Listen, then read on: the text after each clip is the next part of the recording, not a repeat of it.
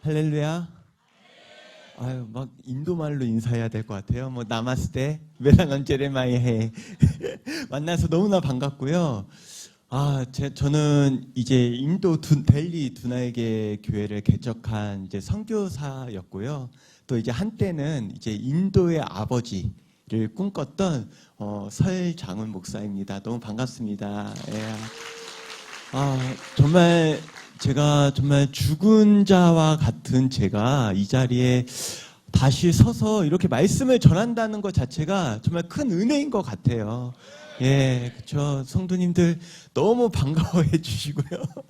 그만큼 저를 위해서 얼마나 또 기도해 주셨는지, 또 우리 큰수 맑은생 교회와 또 이제 김대영 목사님 정말 저를 진짜 친형제같이 이제 대해주시고, 그 누구보다 정말 제가 성도님들 또 목사님 기도에 의해서 제가 살아난 것 같습니다. 너무나 참 감사드립니다. 네, 너무나 감사드리고요. 저는 먼저 말씀을 전하면서 저희 가족 그 집안 내력을 한번 좀 소개를 하고 싶어요. 저희 집안이 좀 독특합니다. 저는 이제 불신 가문의 이제 장남의 장손으로 태어났거든요.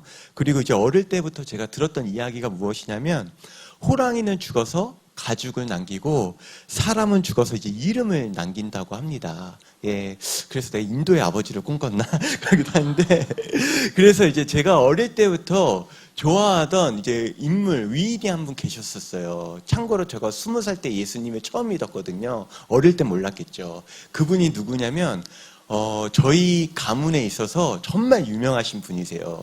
책에도 나오세요.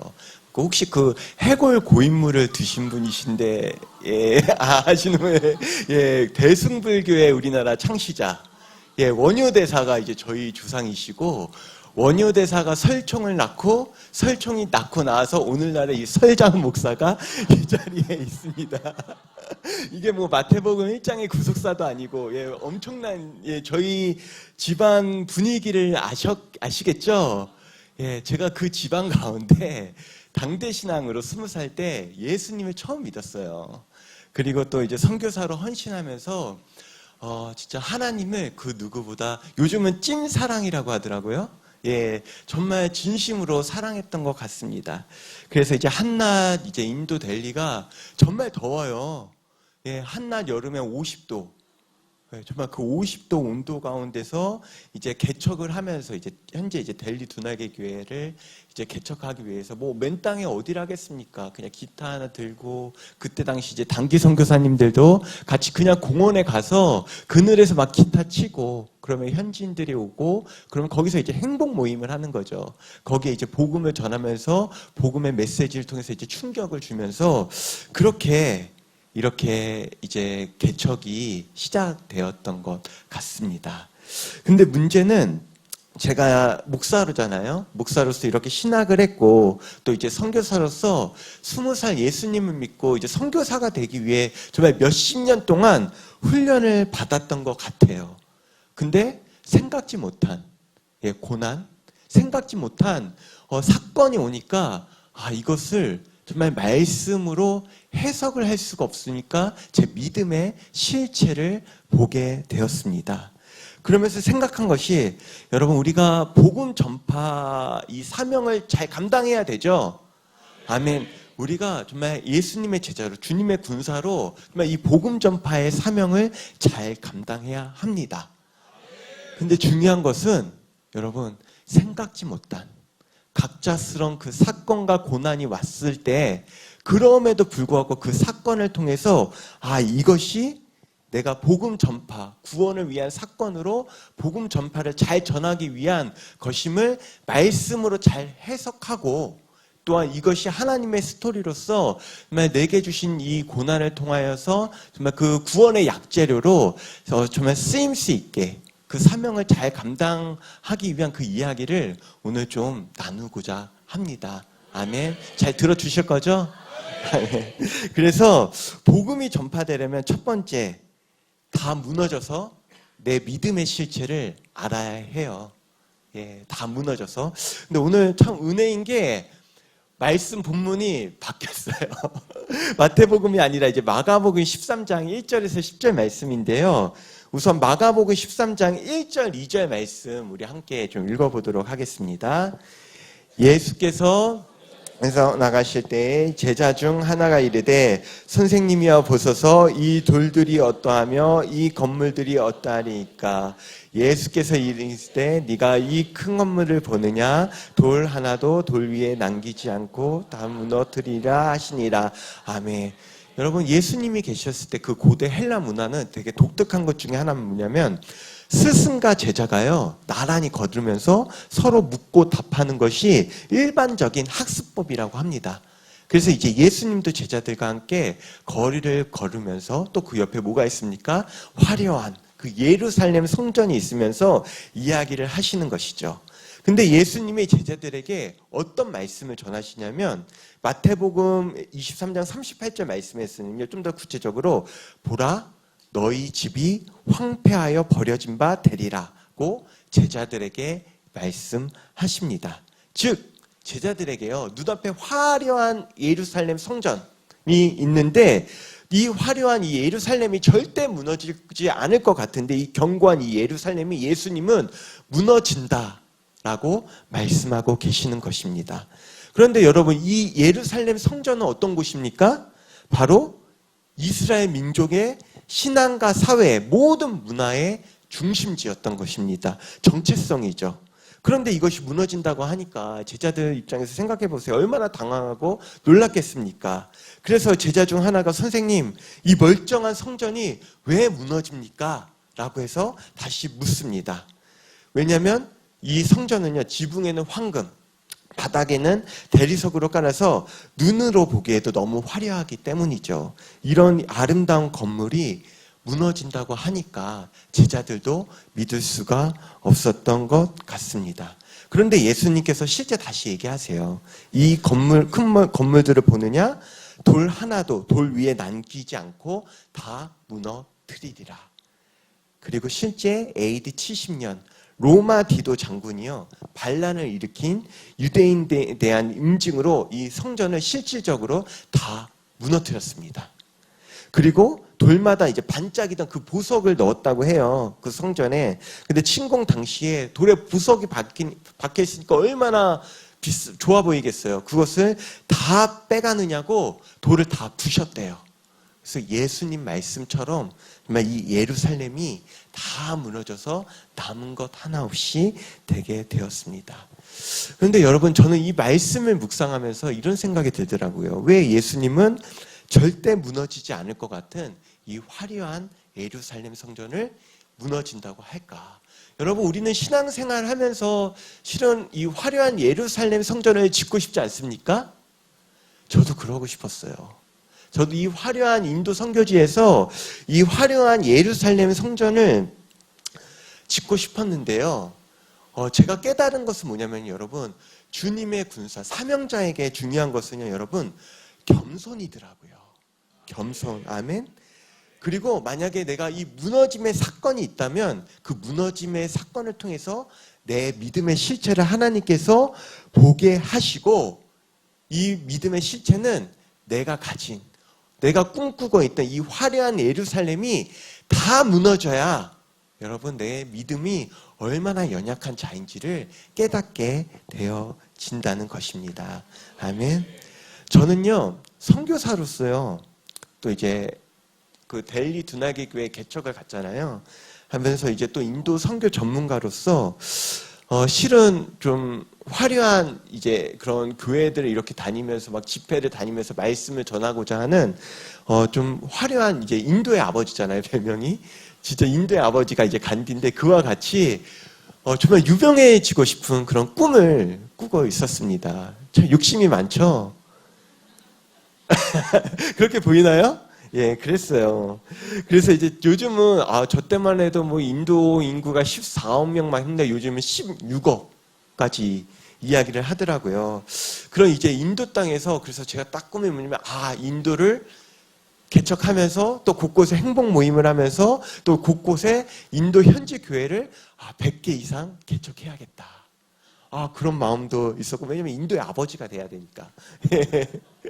그리고 그 상황에 맞춰서 인도는 이제 다문화 다종교가 많아요. 막 힌두교, 시크교, 뭐 기독교, 뭐 무슬림 워낙 많은 나라이기 때문에 케이스 바이 케이스로 다양한 종교 가운데 이들에게 맞춰서 복음을 전하는 방법적인 책들을 많이 내야겠다라는 그런 생각도 많이 했습니다. 참고로 제가 생긴 건 뭐 이렇게 몰라도 글을 쓰는 건 되게 좋아해요.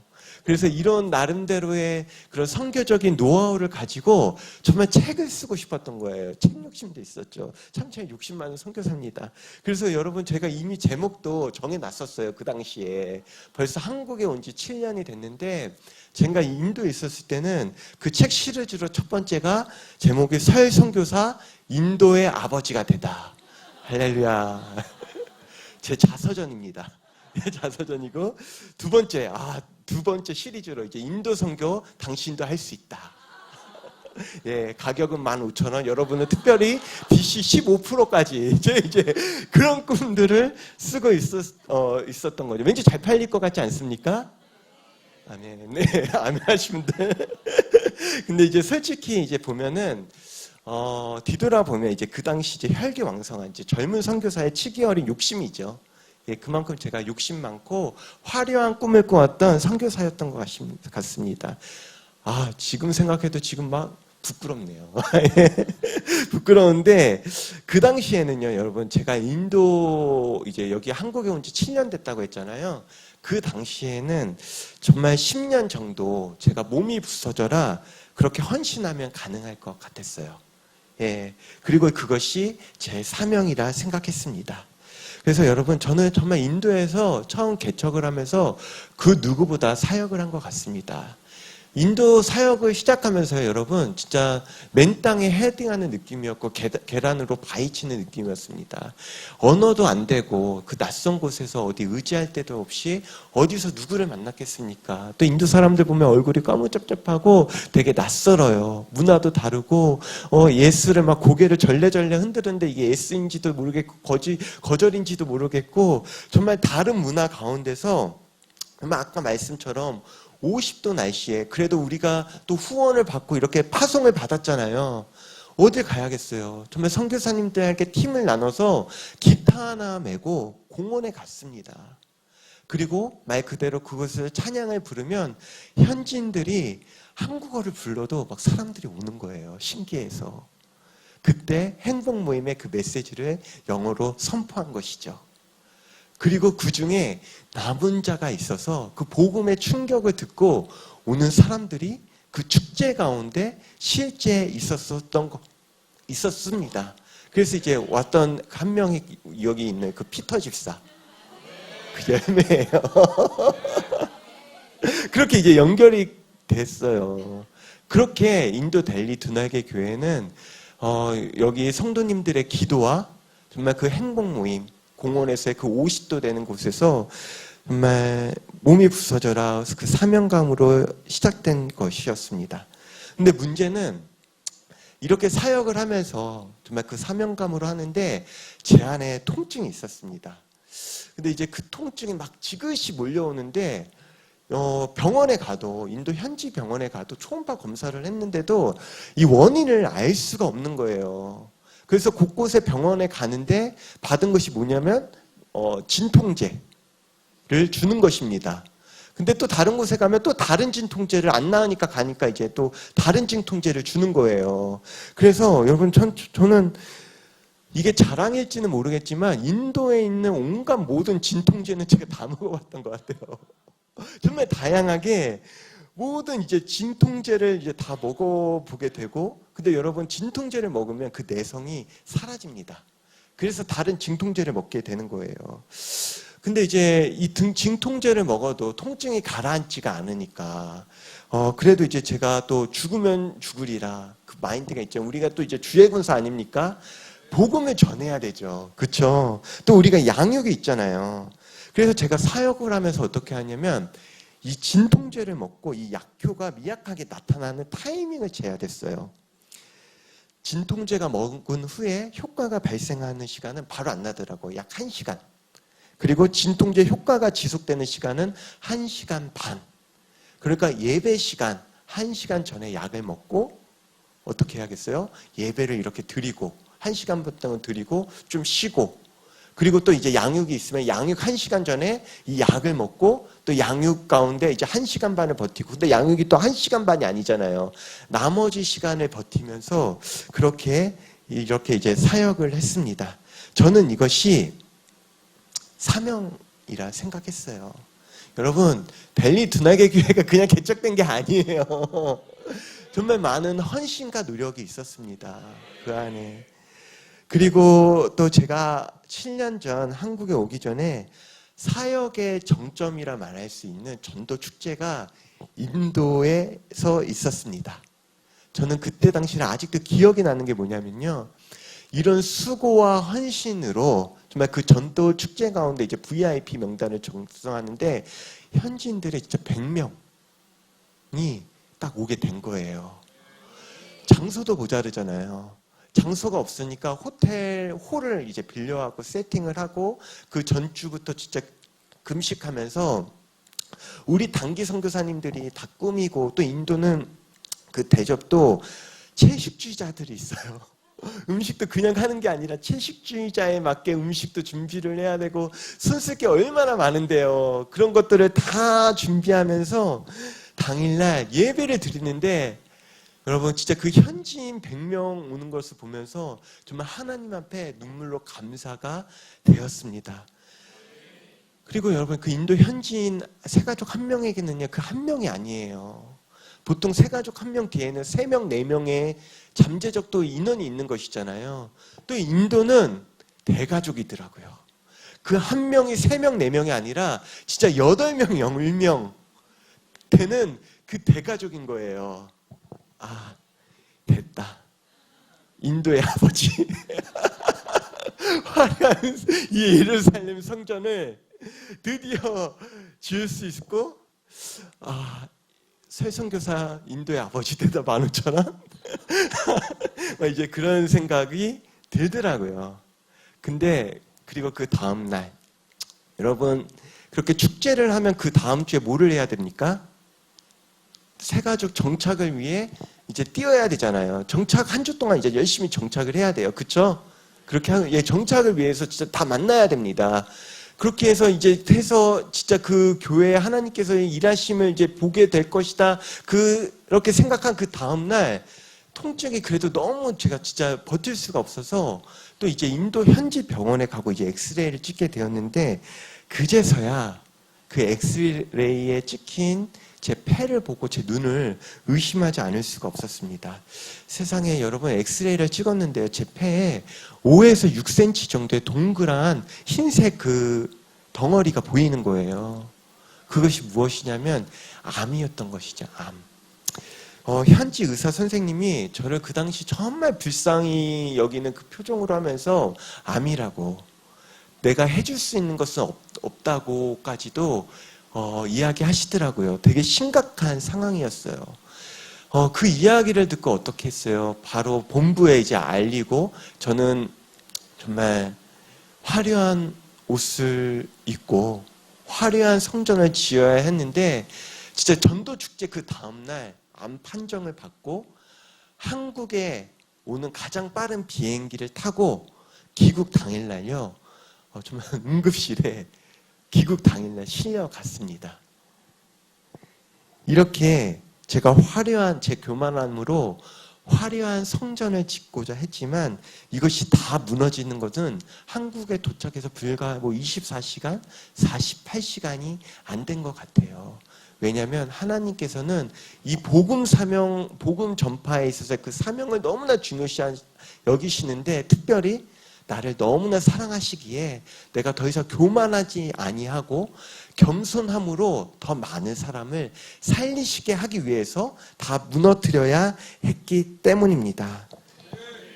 이렇게 아프니까요, 여러분, 제 믿음의 실체가 보이는 거예요.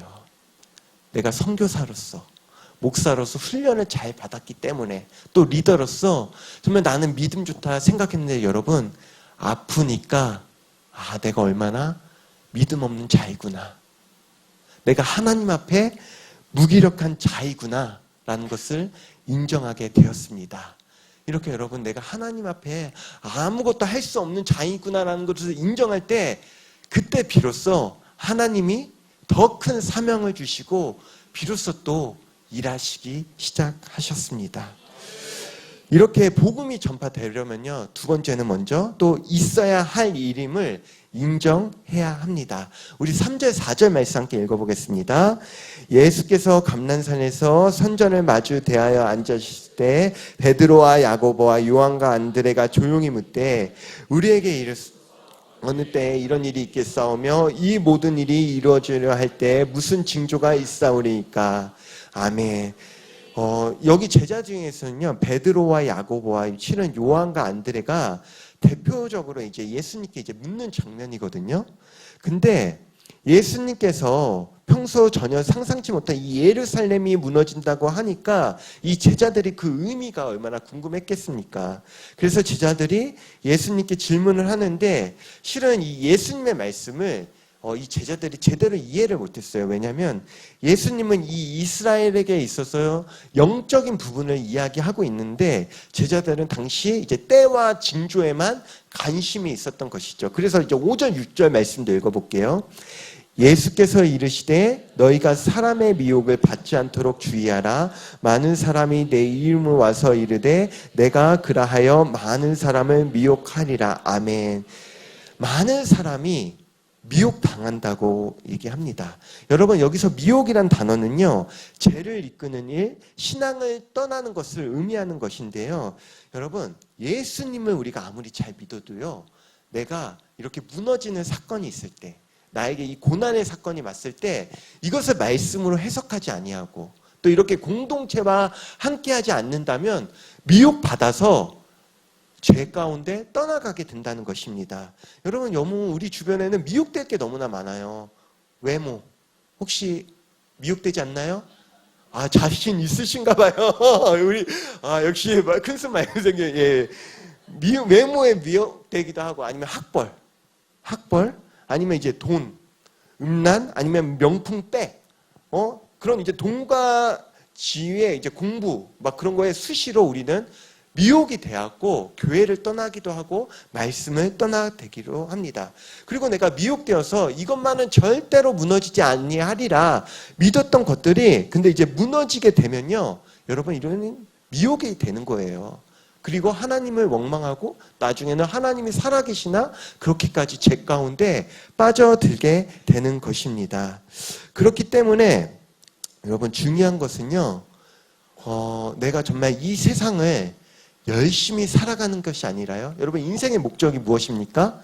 열심히 살아서 행복하게 되는 건가요? 아니에요. 우리 인생의 목적은 주의 군사로 훈련이 잘 되어서 정말 거룩하게 되는 것이 우리의 인생의 목적이라는 것입니다. 아멘? 그런데 이것이 다 무너지면 우리 실체가 다 드러난다니까요. 건강이 무너지고 내가 믿었던 막 입시, 학벌, 자녀들이 막 좋은 원하는 대학에 안 들어가고 믿었던 직장에서 막 실직되어지고 여러분 그때 미혹이 되는 거예요. 근데 그때 어떻게 해야 된다고요? 공동체. 그럴 때 더욱더 공동체와 함께 되어지고 말씀 가운데 나아갈 때 여러분 우리는 이 미혹 가운데 승리할 줄 믿습니다. 저도 참 항암 이후에 이것을 말씀으로 이겨놨어야 됐는데 저도 실은 그렇게 못했어요. 훈련을 받았다고 했잖아요. 근데 저는 사임을 하고 공동체 가운데 함께하지 못했습니다. 그러다 보니까 미혹이 되더라고요. 자녀가 셋이 있잖아요. 먹고 살아야 되는데 또 이제 우리 아내가 있지만 간yap해서 어떻게 일을 하겠습니까? 그냥 이제 책임감에 가장으로서의 책임감에 정말 막막해서 항암 치료를 끝나고 나서 제가 시작한 게 뭐냐면 학원 강사로 시작해서요. 학원 강사 이후에 공부방도 했었어요. 그 더 드림 영어 교실이라고 이제 정반지를 만드는데 이제 인도 있었잖아요. 인도 경력을 딱 했고 중요한 것은 원장 직강, 직강으로 가르칩니다. 그리고 외국인과의 대화, 여러분의 꿈을 이뤄줍니다. 이렇게 말하고 당시 제가 살던 집 세대가 되게 많았어요. 6천 세대였는데 와, 항암 치료 끝나고 나서 제가 얼마나 그랬겠습니까? 근데 먹고 살아야 되니까 이 6천 세대의 전단지를 제가 다 돌린 거예요. 예, 여러분 미혹당하면 이래요. 말씀 가운데 공동체 가운데 붙어가야 되는데 현실에 미혹되었다 보니까 이렇게 이제 욕심에 따라 또 가여지는 것이 있기 때문인 것입니다. 그래서 말씀이 정말 날마다 말씀을 붙잡는 것이 중요한데요. 7절 8절 말씀도 읽어보겠습니다. 난리와 난리의 소문을 들을 때에 두려워하지 말라. 이런 일이 있어야 하되 아직 끝은 아니라. 민족이 민족을, 나라가 나라를 대적하여 일어나고 곳곳에 지진이 있으며 기근이 있으니 이는 재단의 시작이. 아멘. 곳곳에 난리가 나고 소문이 나겠지만요, 이 종말의 시대 가운데 예수님께서는 우리에게 두려워하지 말라고 합니다. 여러분, 내 안에 두려움이 있잖아요. 그 두려움은 왜 오냐면 내 안의 중심이 하나님이 아니라 내가 중심일 때 이 두려움이 찾아오는 것입니다. 내가 두렵다는 것은요, 내 믿음의 실체가 아직도 나라는 거예요. 더 무너져야 될 게 있다는 것이죠. 그래서 내가 의지하던 자식, 내가 의지하던 배우자 남편, 내가 의지하던 그 직장, 내가 의지하던 이 건강이 저처럼 무너지고요. 조금만 손해가 와도 두려워지는 거예요. 왜냐하면 내 안의 중심이 하나님이 아니라 나이기 때문에. 그리고 또 미혹되는 것이죠. 그래서 곳곳에 난리가 나는 것입니다.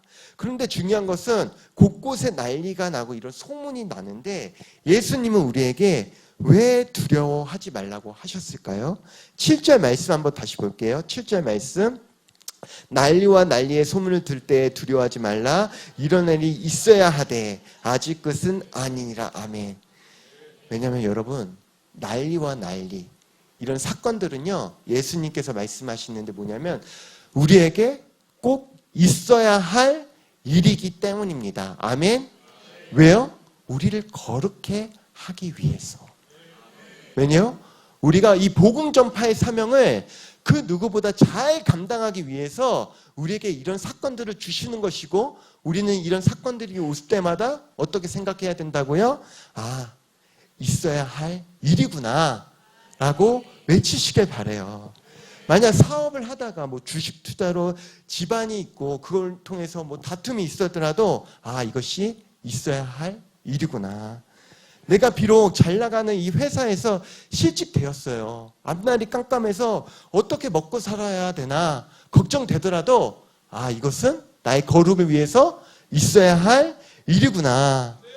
안 믿는 배우자, 자녀로 교회 오는 게 너무나 힘들어도요, 여러분, 아, 이것은 가족 구원을 위해서 있어야 할 일이구나. 아, 그리고 여기 청년들, 젊은이들 너무 많아요. 그쵸? 남자친구와 여자친구가 헤어져도 있어야 할 일이구나. 아, 정말요. 거룩을 위해서. 정말 우리의 인생의 목적이 거룩이라면 여러분, 이것을 말씀으로 해석할 수 있어야 되는 것인데 그 어떤 사건들이 다 여러분 말씀으로 이 무너짐의 사건이 있어야 할 일이구나로 여러분 고백되어지게 주님의 이름으로 축복합니다. 아멘. 저는 한국에 귀국하자마자 당일 이제 응급실에 실려갔다고 했잖아요. 바로 암 3기 진단을 받았습니다. 여러분, 거의 뭐 실은 말기에 가까운 상기였어요. 예, 의사 선생님이 제 여동생한테 준비하라고까지도 얘기했더라고요. 저는 몰랐는데 제 실제 이제 원암의 종양의 크기는요, 암이 크기가 15cm 정도였고 이제 폐에는 이게 암이 전이가 돼서 이게 5cm 정도 된 거였죠. 예, 그리고 이제 암을 피 검사를 하면요, 보통 이제 암 종양 수치가 피 검사에서 5 미만이 돼야 정상이라고 합니다. 근데 이제 그 당시에 제 피 수치는, 암세포 수치는 12,020. 예, 아유, 살아있는 게 신기하죠? 예, 제가 그랬어요. 예, 그나마 이제 뼈까지는 다행히 전이가 안 되었지만, 정말 저는요, 그 당시 말 그대로 죽은 자와 같았습니다. 그래서 이제 수술과 여러 번의 이제 항암 치료를 받아야 했는데요. 여러분, 항암 치료를 받으면 정말 죽을 것 같이 힘들어요. 예, 제가 그랬어요. 이 암이라는 것이, 이 항암 치료라는 것이 정말 이 고난의 불과 같은 것 같아요. 예, 고난의 불과 같이 이 항암 치료 불에 그슬려진 저는요, 제 얼굴빛이 어떻죠? 하얗죠? 빛이 나죠? 뭐 아멘까지 안 해줬대요. 항암 치료를 받는데 이 밝은 빛이요, 검게 그슬리더라고요. 그리고 피부는 간지러워서 긁으면요, 긁는 그 상처가 그대로 남았습니다. 자국이 남았고요. 그리고 이 항암 주사가 너무 독해갖고 이 혈관에 이제 여러 번 맞으니까 이 혈관이 이 항암 주사의 독성을 못 버티는 거예요. 혈관이 터지죠. 여기 혈관이 터지면 또 다른 혈관을 찾아서 이제 이 주사를 맞게 되는데, 여러 번 맞게 되어지니까 제 온몸이 어떻겠습니까? 말 그대로 피투성이가 되었고, 말 그대로 항암의 그 고난의 불에 그슬린 나무와 같이 되게 되었습니다. 그리고 제가 몸 상태가 안 좋아지니까 진짜 모든 게 포기가 되었어요. 제가 공동체를 떠났으면 안 됐는데, 제가 아프고 나서 몸이 너무 힘들어서 이제 사임을 하고 이제 공동체를 떠났다고 했잖아요. 공동체를 떠나게 되니까 사명도 끝났다고 생각했어요. 왜냐면 암 환자니까. 나는 화려한 옷을 입고 인도 선교사로서 이렇게 말씀을 전해야 되는데, 실체는 화려한 옷이 아니라 환자복을 입고 인도의 아버지로 불려야 되는데, 설장우 환자로 불려지는 제 모습을 보면서 실제 제 생명도 사명도 끝났다고 생각되어졌습니다. 그리고 지금도 저를 괴롭히는 것이 이 항암 항암 주사가 정상 세포도 죽여요. 그래서 제가 지금으로 볼 때는 이제 겉으로 멀쩡해 보이지만 참 기에 있는 세포가 약하다고 하네요. 항암 세포가 제 왼쪽에 있는 그 기세포도 죽여서 실은 이제 24시간 이제 이명 증세가 있어서 막 지지직 거리는 그렇게 이제 하면서 참 어찌 보면 하나님께서 겸손하라고 그런 고난의 흔적도 지금까지 하나님이 주셨습니다. 하지만 여러분, 중요한 것은요, 이렇게 힘든 사건이 있을 때라도요, 이 모든 고난, 내가 이해할 수 없는 이 사건이 정말 말씀으로 공동체와 이렇게 함께 붙어감으로 이것이 다시 한번 내가 복음 전파를 위한 있어야 할 일이구나 라는 것을 인정하고 깨닫게 되어질 때 하나님이 일하시기 시작한다는 것입니다. 참 기도와 여러 가지가 달라졌던 것 같아요. 무엇이 달라졌냐면, 제가 목사로서 아프신 분들 제가 예전에도 기도하겠습니다 했는데 실제 제가 죽다 살았잖아요.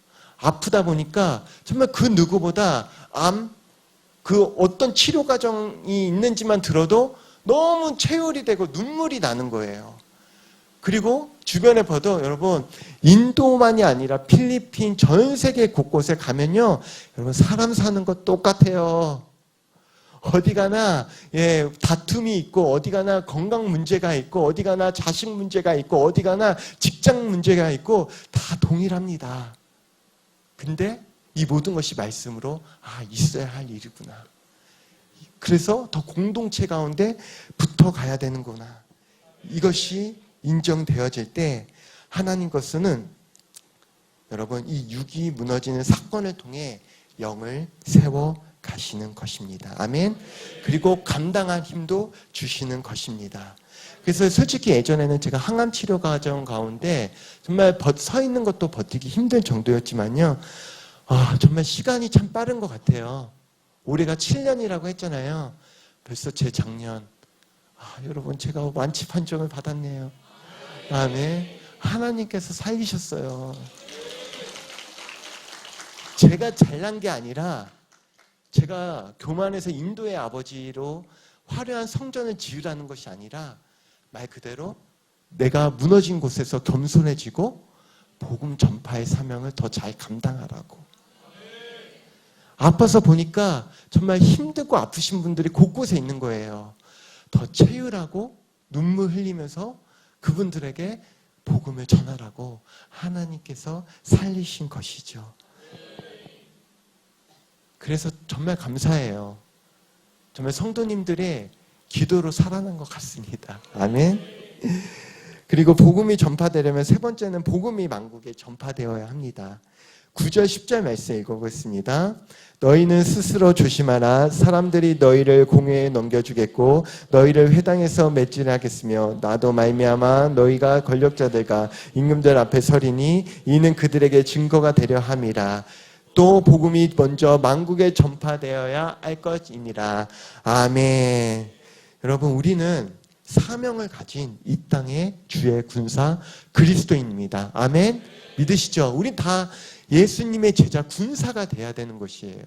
저는 요즘 보면 너무나 안타까운 게 이런 말씀에 훈련을 떼어서 이런 야성을 가져야 되는데 없어요. 이 시대가 너무나 나약해서 정말 이 말씀 가운데 정말 교회의 성도로는 있고 싶지만 주님의 제자, 주님의 군사로 헌신하고자 하는 사람들은 찾기가 힘든다는 것입니다. 하지만 중요한 것은 이 복음이 전파가 돼야 끝이 온다는 것입니다. 아멘. 근데 주변에 보면 참 이 잘못된 열심을 가진 것들이 너무 많이 있다는 것입니다. 특별히 여러분, 인도 사람들은요, 인도의 종교가 힌두교이거든요.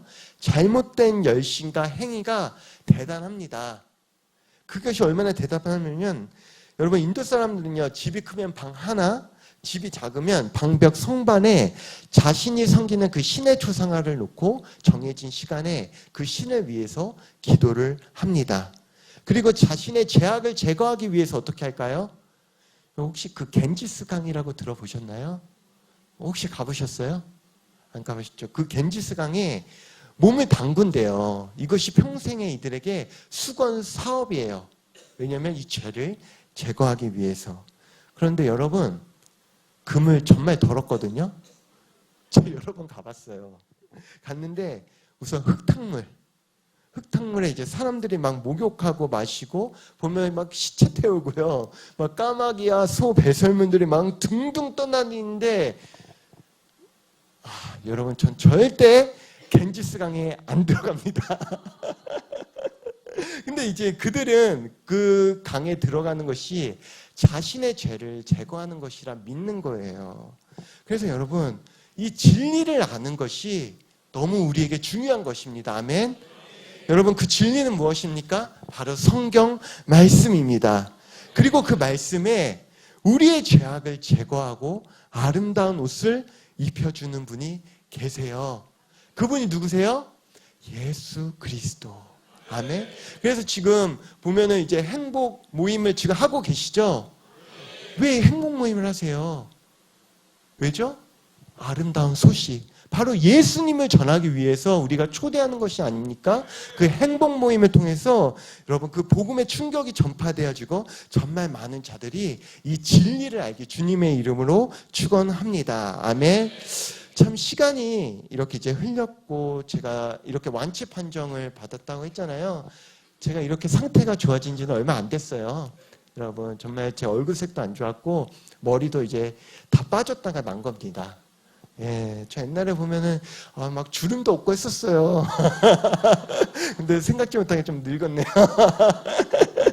근데 이제 체력이 항암 후유증으로 반토막이 되더라고요. 그리고 이제 24시간 이명징세가 괴롭힌다고 했잖아요. 얼마나 예민해지겠어요. 그럼에도 불구하고 겸손하라. 그래서 그 사건을 기억하게 하나님 앞에 저에게 울무를 주신 것인데, 그래도 제가 선교사잖아요. 그렇죠? 강에서 바다로 선교사로서 정말 가고 싶은데 갈 수가 없는 거예요. 특별히 이제 인도 델리 같은 경우는 뉴스를 보니까 하루에 거기 있는 것 자체만으로 담배 5가지 이상 피는 것 같이 공기와 환경이 너무 안 되는 것입니다. 정말 가고 싶지만 이제 갈 수 없는 곳이 바로 이제 선교지가 되게 되었죠. 그러던 어느 날 이전부터 제가 이제 알고 지내던 이제 캐나다 크리스천 학교 이제 이사장님이 계셨는데 막 갑작스레 저에게 전화가 온 거예요. 그리고 그 전화 내용은 뭐냐면 전혀 예상치 못한 이야기를 하시는데 내용은 목사님 이번에 이제 우리 학교가 건물을 이전하면서 팀을 구성하려고 합니다. 마침 목사님을 적임자로 생각하고 있는데 학교에서는요, 캐나다 크리스천 학교에서 주중에는 교목으로 또 이제 주일에는 학교 교회에 담임 목사로 초대하려고 합니다. 목사님 함께 해주시겠습니까? 와, 전혀 생각지 못했죠. 왜냐면 난 인도의 아버지인데. 맨 캐나다? 예, 당황스러웠습니다. 그리고 여러분, 한국이 정말 좋아요. 건강보험, 여러분, 한국만큼 의료시설이 잘 돼 있는 데가 없습니다. 예, 이렇게 빠르고, 그리고 이렇게 혜택이 돼 있는 곳이 전 세계를 다녀도 없더라고요. 안 가고 싶었죠. 가고 싶고, 실은 제의에는 감사했지만, 솔직히 바로 대답을 하지 못했습니다. 그리고 바쁜 사역 일정으로 저도 이제 정신없이 시간이 흐르고 솔직히 기도도 못했던 것 같아요. 그런데 생각지 못한 사건이 하나 발생했습니다.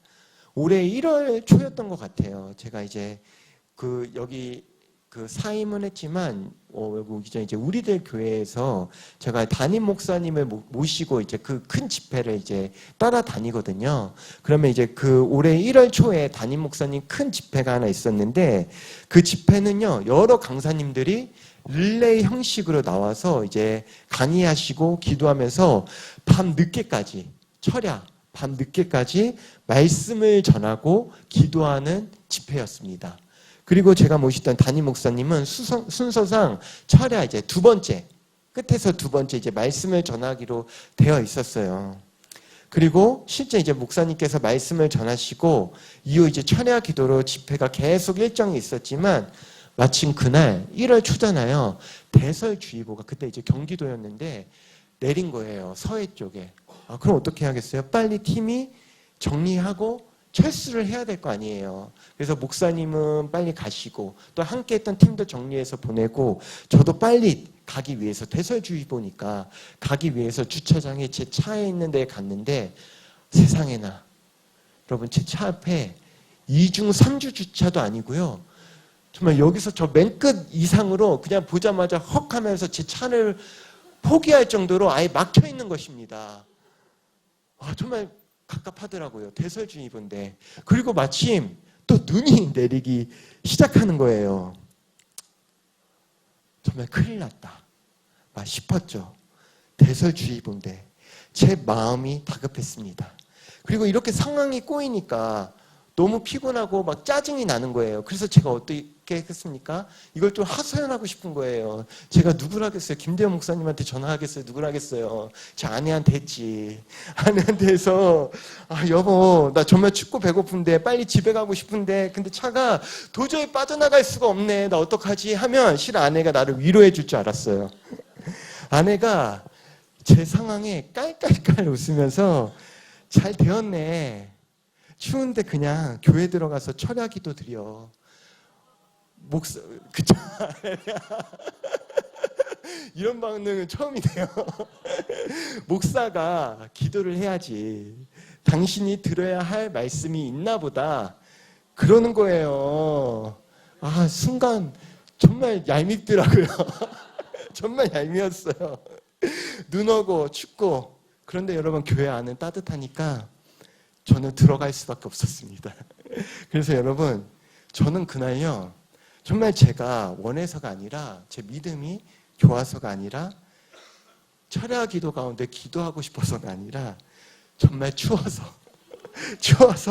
철야 기도를 드리게 되었어요. 어찌 이런 일이. 그런데 제 마음이 어떻겠습니까? 이렇게 강압적으로 예배를 드리니까 어렵겠죠. 자의적인 게 아니잖아요. 추워서 드리는데 강압적으로 차를 뺄 수가 없으니까 얼마나 마음이 어렵겠어요. 근데 추워서 드리는 이 철야기도 예배 가운데 하나님께서 제 상한 마음을 만지시고 말씀하시는 것입니다. 그날 마침 철야기도 주제가요 강에서 바다로 선교 이야기였는데 그날 제가 만난 하나님은요 Making the way, 길을 만드시고 큰 기적을 행하시는 분이었습니다. 그리고 새 길을 열어주실 때는 다 이유가 있다라고 말씀하시는 거예요. 그리고 마침 제가 한 책의 말씀 구절을 묵상하고 있을 때인데 그 문구 말씀도 함께 또 생각나는 것입니다. 그 내용이 뭐냐면 하나님의 자녀인 우리에겐 우연한 사건은 없습니다. 그리고 이 세상의 모든 일은 복음 전파와 구원을 위해 움직이는 것입니다. 아멘. 순간 이 세상에 우연한 사건은 없구나. 길을 여시고 닫으시는 것도 다 하나님의 뜻이구나. 그리고 만약 새 길을 여신다면 그것은 복음 전파와 구원을 위한 것이구나. 그런데 지금 내 모습은 어떠하지? 어느 순간 구원과 복음 전파보다 지금 현재 있는 것이 보다 쉽고 편해서 기도조차 하지 않는 제 모습이 너무나 회개가 되는 것입니다.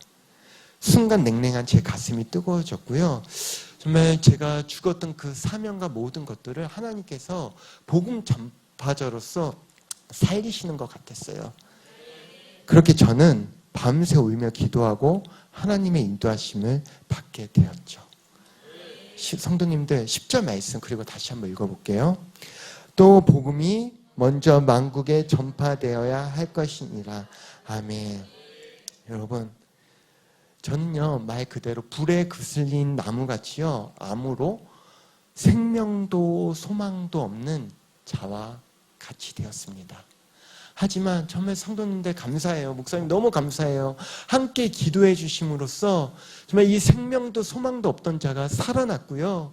이 생명도 소망도 없던 자가 이 공동체와 말씀을 통해서 다시 한번 이 새 길을 하나님께서 열어주시는데 여러분 인도에 이어서 캐나다까지 정말 제가 이렇게 가게 되어질 줄 어떻게 알았겠습니까? 그리고 그 뜻은 이 설 목사가 잘 되라는 것이 아니라 정말 그 땅 가운데서도 환난과 핍박 가운데 지금 현재도 무너진 가운데 남은 것을 보지 못하고 힘든 분들이 많이 있다는 것이에요.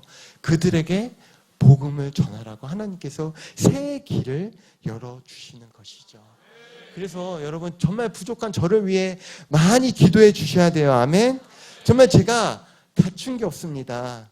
제가 이렇게 제의를 받고 나서요. 또 이 일이 있고 나서 여러분 제가 담임 목사 청빙 조건을 보게 되었는데 여러분 청빙 조건의 그 첫 번째가 뭔지 아십니까? 예, 모르시는군요. 신체 결격 사유가 없는 자. 담임 목사 청빙 조건의 첫 번째가 신체 결격 사유가 없는 자인데 암 환자잖아요. 그리고 보통 막 여러 가지 스펙들이 있는데 저는요 저 공부 잘하는 줄 알았어요. 근데 비자 때문에 이번에 딱 했는데 세상에 헬라어 히브리어가 시더라고요. 어쩐지 이게 봐도 안 읽혀요. 안 읽히는 게 맞는 거였어. 이해가 안 되니까. 근데 여러분 우리가 행복해지기 위해서 이 스펙을 쌓기 위해서 평생을 이기고 또 이기고자 살아가잖아요. 근데 여러분 스토리가 스펙을 이기더라고요. 하나님으로 쓰여진 그 스토리가 스펙을 뛰어넘는 것입니다. 암 환자였고 가장 기본적인 것조차 하지 못하는 자가 하나님께서 쓰시고자 하니 참 이렇게 되네요. 저는 그저 캐나다 그 학교 이사장님하고 대화할 때 이 얘기 많이 했던 것 같아요. 내가 살아난 이야기. 말씀으로써 그 인도 선교 가운데 하나님께서 어떻게 역사하셨고 정말 이 주신 말씀 가운데 이 공동체의 소중함으로 인해서 이 말씀 가운데 살아났던 그 간증을 여러분 풍성하게 나눴을 뿐인데 하나님께서 이렇게 일하심이 있는 것입니다. 그래서 사랑하는 여러분 강에서 바다로 저는 5월 말에 출국합니다. 아멘. 기도 많이 해주시겠죠? 이제 박수 한번 쳐주세요. 네, 그래서 정말 제가 인도에 있을 때 참 많이 인도를 위해 기도해 주셨는데요. 여러분 인도를 위해 기도해 주신 만큼 캐나다를 위해서도 기도 많이 부탁드려요. 캐나다가 겉으로 부유해 보이지만요. 정말 그 안에는 동성애도 많고 성 정체성이 무너져 있습니다. 그리고 거기 게이 레즈비언 페스티벌도 있고요. 하나님의 말씀보다 인권을 중요시 여겨요. 그래서 이 성정체성이 얼마나 무너졌냐면 아이들이 남녀 구분 없이요 같은 화장실을 쓰는 곳이 점점 많아지고 있대요. 남자 여자 구분이 없어지는 것이죠. 그리고 그것을 인권이라고 얘기해서 정말 하나님의 그 창조 원리를 벗어나는 것이 많이 있다는 것입니다. 또 이민사회가 얼마나 좁습니까? 갈등이 많은데, 아픔과 상처가 많은데, 무너짐의 사건이 많은데 말할 수 있는 것이 없는 곳이에요. 그만큼 힘든 곳이 캐나다라는 것이에요. 그렇기 때문에 여러분, 저는 이곳에 꼭 주님의 말씀, 복음이 들어가야 된다고 생각되어집니다. 아멘. 그래서 그 말씀을 통하여서 정말 그곳 가운데 정말 복음이 들어가기 원해요. 좀 더 구체적으로 드리면 제가 이제 학교에 가거든요. 예, 거기에 참 얼마나 양육으로 말씀으로 양육시키기가 참 좋습니까? 그리고 이제 어제 선교사님들이나 막 이제 만나면서 얘기하는 게 그런 생각도 드는 거예요. 정말 제가 있었던 인도는 정말 우리가 그리스도인의 군사로서 최정방 그 필드에서 훈련받기 너무나 좋거든요. 근데 제가 20대, 30대, 30대 이렇게 이제 인도 선교사로서 참 최고의 훈련장 가운데서 훈련을 받았지만 또 한편으로는 북미권 가운데서 참 그런 크리스찬 문화 가운데서 그런 말씀으로 또 언어적으로 훈련되어지는 것도 있으면 참 좋겠다라는 그런 이제 꿈도 가지게 되어지더라고요. 물론 하나님이 주신 꿈이자 희망입니다. 하지만 우리가 이 꿈을 가지고 나아갈 때 하나님께서 이 모든 것을 이뤄주실 줄 믿습니다. 아멘. 말씀을 마무리하겠습니다. 복음이 전파되려면 정말 우리 안에 꿈꾸는 이 화려한 예루살렘이 성전이 다 무너져야 합니다. 아멘. 그래서 정말 내가 얼마나 믿음 없는 자인지 내 믿음의 실체를 보시길 바랍니다. 그리고 인정하실 때 그때서 비로소 하나님께서 일하시는 것이에요. 무너진 곳에서 남은 것을 보게 되어지고 그 무너짐의 사건이 있을 때라도 여러분 끝까지 말씀으로 견디시길 바랍니다. 아멘. 그곳 가운데 여러분을 하나님께서 복음 전파자로서 세우시고 또한 새 길을 이끄시고 사명 가운데 그 사명자로서의 그 사명을 잘 감당하게 해주실 줄 믿습니다. 아멘. 우리 함께 말씀을 붙들고 기도하도록 하겠습니다.